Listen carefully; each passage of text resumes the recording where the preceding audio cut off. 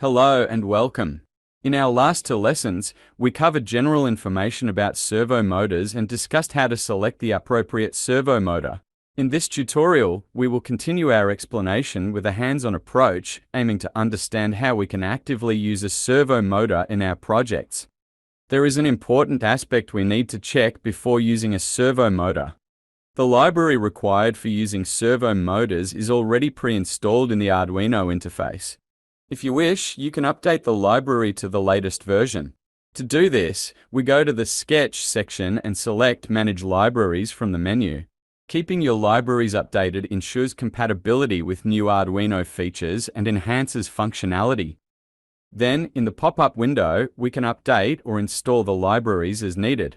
This interface is user-friendly and provides us with detailed information about each library's current status and version. In the search bar, we type Servo to quickly locate the servo library, which is especially helpful when managing a large number of installed libraries. As you can see, the version 1.1.8 of the servo library is currently installed on the system. The necessary updates related to the servo library can be performed from this interface. The version we want to install can be selected from the list on the left. We can see that the latest version is 1.2.2. If we wish, we can press the Install button to install the selected version, or we can directly click the Update button to install the default latest version. This process only takes a few moments and ensures we are ready to proceed with the most up-to-date features. As you can see, we have successfully updated our library to the latest version. Keep in mind that when some libraries are updated, there might be changes in the commands they include. This is important because such changes can sometimes lead to compatibility issues with older sketches or projects. You might have written an application using an older version of a library. However, after updating the library, it is possible for some command blocks to throw errors, so it's essential to keep this in mind. Then we will add the library to the code section, just above the setup block in Arduino Sketch. This ensures that the library is ready to be used as soon as our program starts running. We can include the library in project either manually or by selecting Include Library from the Sketch menu and then choosing Servo. This method is simple and avoids the risk of errors during manual typing. The new version of the Arduino IDE also offers the same options. From the Sketch menu, under the Include Library section, you can select Manage Libraries to update the Servo library. You can make it easier to find by typing Servo into the search bar.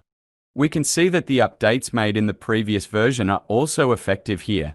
This is the latest version, so the Install button is not visible.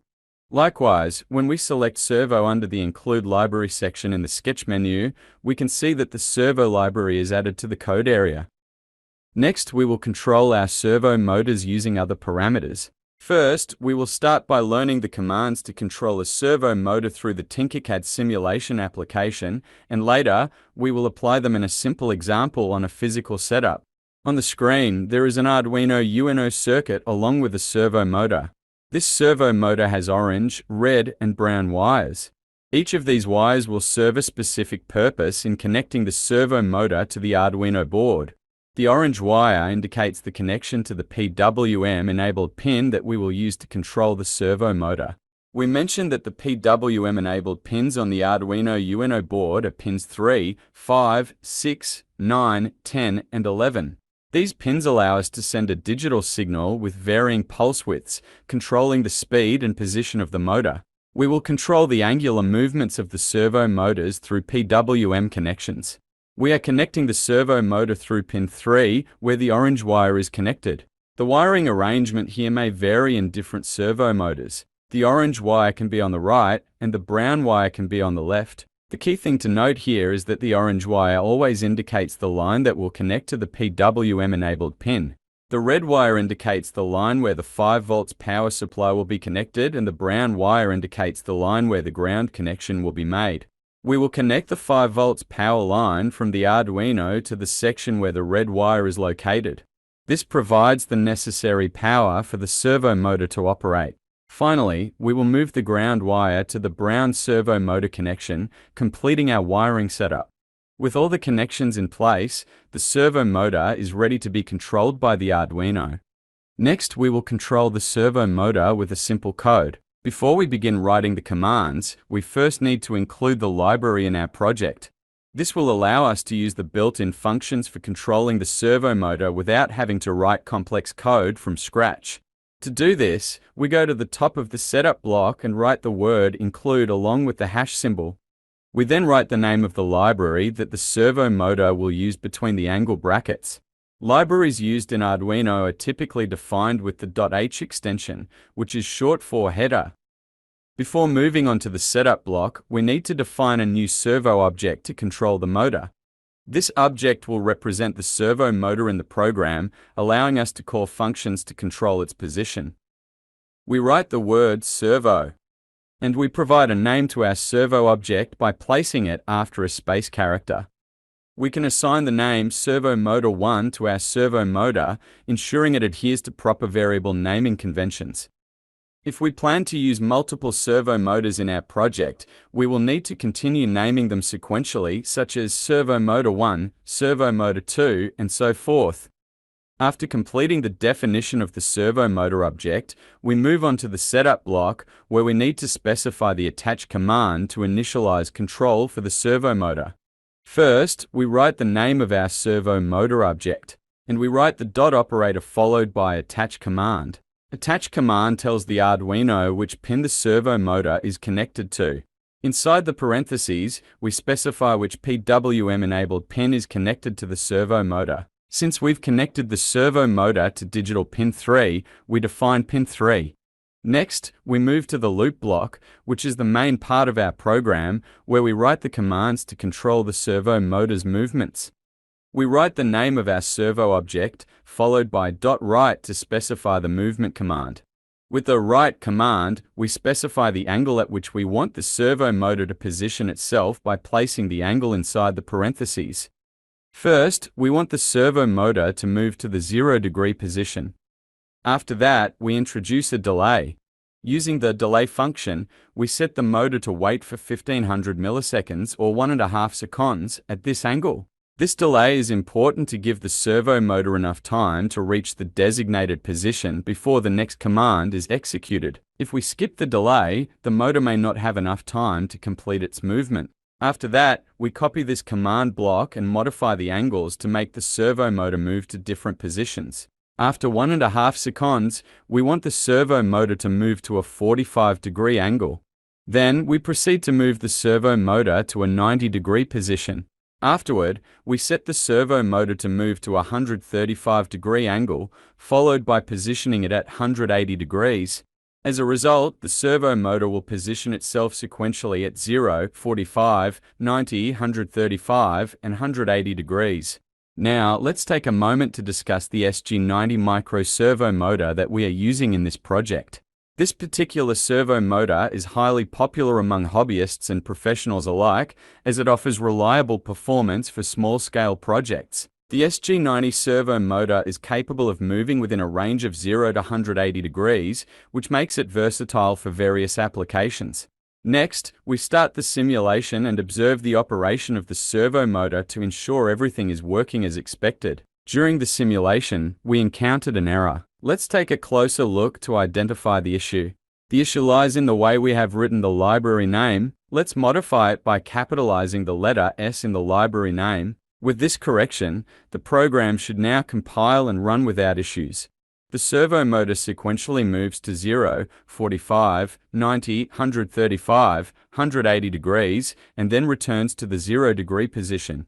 This repetitive motion demonstrates the effectiveness of our code and the reliability of the servo motor. The servo motor completes this cycle within the loop block, moving seamlessly through each 45-degree increment. With this simple example, we have successfully learned the basic attach and write commands for controlling a servo motor. You can copy and paste the commands you wrote in Tinkercad directly into the Arduino IDE program.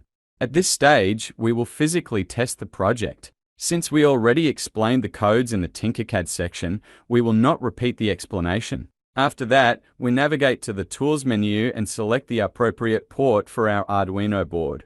Next, we will upload the codes to the physical Arduino circuit. But first, we need to save the project file. The upload process compiles the code and transfers it to the board, where it can be executed in real time. A successful compilation indicates that the code is free of syntax errors and ready for execution. We observe that the testing process of the physical circuit is being successfully carried out.